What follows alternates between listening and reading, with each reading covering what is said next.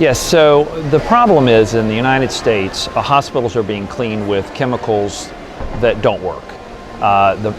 When you have a bacteria or a lot of bacteria on a hospital mattress, for example, which is my area of focus, you're trying to remove that bacteria before the next patient.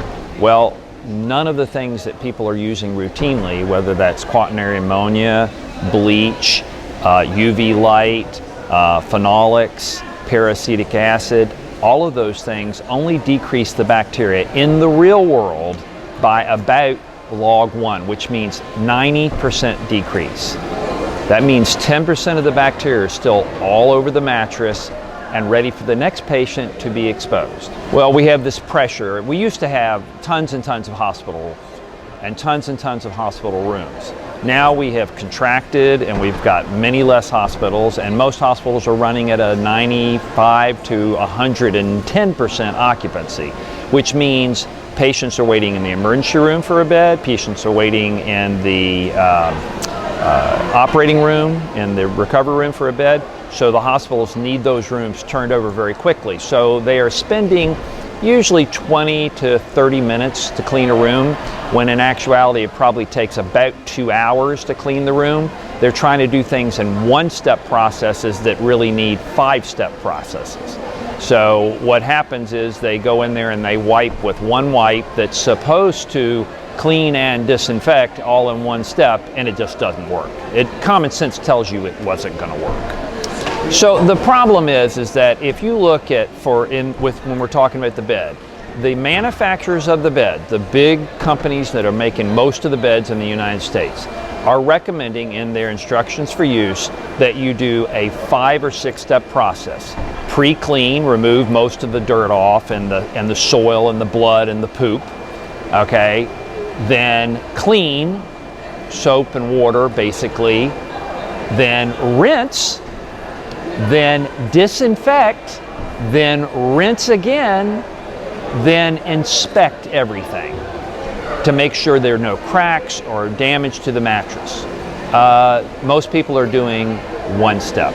They're doing a disinfectant, usually a quaternary ammonia or a bleach, sometimes peracetic acid, and so they are trying to remove all of this stuff in one step, and it just is not going to work. The current system cannot work. Well, the C. diff spores are very resistant to cleaning anyway, okay? But we are having, the estimates are about 29,000 people killed a year by C. diff, okay? So this is a lot of people and hundreds of thousands of infections. About 100,000 of them are in the hospital, start in the hospital, about 100,000, 150,000 start in nursing homes, and about another 100,000 start at home. But these are people that have been in contact with the healthcare system. So lots and lots of people are being infected, people are dying. There was just a presentation about the impact, long-term impact of people that get C. diff, and it's a real problem. These people are suffering and dying with the disease. So the problem with C. diff is you can die from just an initial C. diff infection, okay? What happens is it takes over your colon, you end up perforating your colon, die of sepsis. My aunt died of C. diff. That's what started me down this road. I have a aunt that I love very much who got antibiotics for a wound infection on her leg, contracted C. diff, and died. This is real, and so patients that survive it may have 6 months, a year, 2 years, 3 years before they're even well again. They're in chronic pain, they're severely weak, they can't work. This is literally destroying hundreds of thousands of people's lives, either some in the short term and some forever when we kill them. I'm a real believer in clean prevents the problem, okay? So I'm going to present here in just a little while a second study that we just did where we took this launderable mattress cover and we put it on the beds and we cut infection rates by 59%. 59%. The reason is, the other study I'm going to present today is that we launder the cover. So if you take this cover off and you take it to a laundry and you wash it with soap and bleach and heat, we kill everything. We started with over 1 billion C. diff spores, over 1 billion on this mattress cover, and there were 0 when I was done. 0, and that's with the commercial laundry process. It's nothing new and unusual. There has been reports of the laundry process in England failing on the sheets. It's because they don't do it long enough. Their process is nothing like the process in this country, okay? So we're using a commercial, what's called an extractor, or some people call it a pony washer, where it's like what you have at home. It's you load in the front and you pull out of that load. The tunnel washers, which are what's used for most linen, you put the stuff in one side and you take it at the other side. It's not as good a washer, and a lot of laundries, people aren't aware of this, don't use heat. They use hydrogen peroxide. Hydrogen peroxide is not going to kill C. diff. So we use a good laundry process that's well monitored, and we are able to cut infection rates of C. diff by 59%. We did a study at a long-term care, acute care hospital a couple of years ago, and we cut those by 50%. This is real. Clean is the way to go. If you don't lie on a bed of poop, you're not likely to get C. diff. And so we're really able to make a big impact. Antibiotic stewardship's important, and fecal transplants once you get C. diff, but I'd rather prevent. Kind of look at this as good, kind of like a vaccine. Prevention's always better. And that's what we're doing with this Laundrol mattress cover. I'm preventing you from being exposed to this dirty, nasty bed. So actually it came from Mr. Rippey, who had been in the furniture industry. And he was fascinated that these beds were dirty, and he had had a family member get C. diff. And he was like, why can't we just make a cover? And so this cover is unique in that it covers not just the mattress, it's actually a bed protection system that actually covers the bed deck.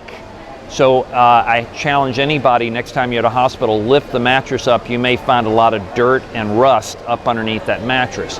This protects everything. So the bed deck, which is that metal part, and the mattress are both protected.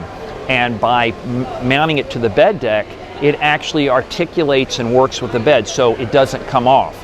We've all been in a bed that had the sheets pop off the corner.